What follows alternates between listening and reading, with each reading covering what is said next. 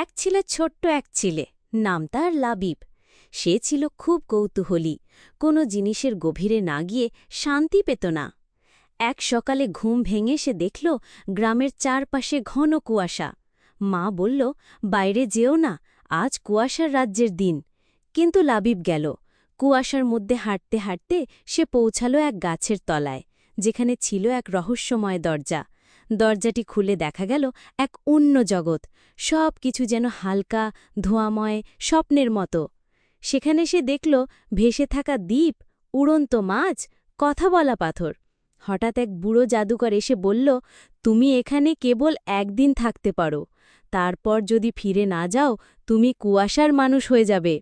লাবিব মুগ্ধ হয়ে ঘুরতে থাকল, কিন্তু সময় গড়িয়ে গেল।